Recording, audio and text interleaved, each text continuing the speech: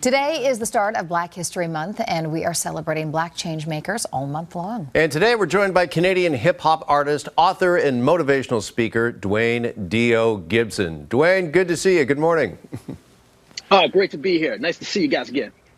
All right, listen, the theme for Black History Month this year is February and Forever. And for really the past 2 decades, you've really been working hard, inspiring youth right across our country, sharing contributions of Black Canadians. Can you talk to us a bit about that and why it's important to do this year-round? Black history has always been really important to me. Ever since I was a kid, my parents always encouraged me to read and learn more. And I love going to schools because for so many years, we just talked about American Black history. So it's so important to hear the stories of Buxton, Ontario, or in Nova Scotia, from Africville to the Colored Hockey League. So I love being able to tell those stories. You're also a parent, and the past 2 years have stressed the importance of having conversations about anti-Black racism with kids. What is your message to parents and teachers who are still unsure of how to start that dialogue? I think it's just important to have that dialogue, and Black History Month's a great time to do it. You know, as a Black parent, we often refer to it as the talk.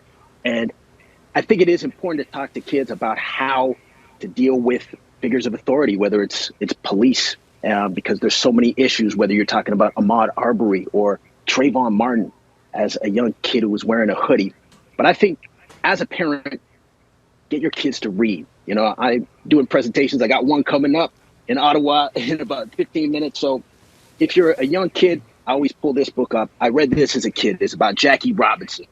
And what I find is kids have a difficulty of even comprehending that there was segregation.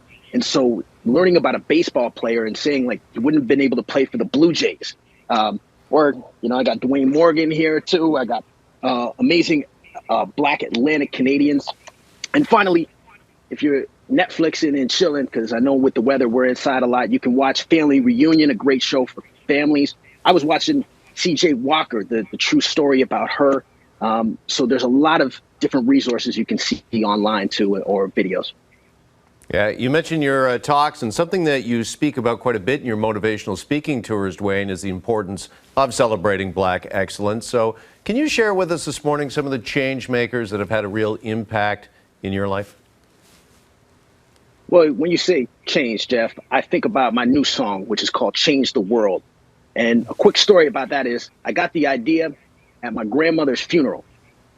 And my grandmother's been passed for a while, so it's all good. But I met the Lieutenant Governor of Nova Scotia, Mayan Francis, and we were talking about hip hop. And then we were saying the song One Man Can Change the World by Big Sean.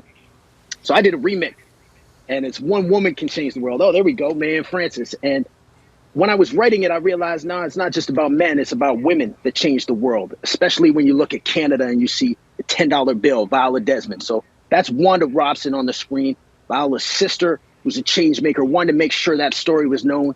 Carrie Best, first Black publisher in Nova Scotia, brought awareness. Same thing happened to her with segregation. And then Mayan Francis, Lieutenant Governor. And I'll leave it with this quote. Yeah, Carrie Best right there representing the Clarion. But one thing that Mayan Francis said when she gave Viola the pardon was how special it was that a Black woman could give another Black woman freedom. And I think that's a powerful statement. So shout out to those 3 women.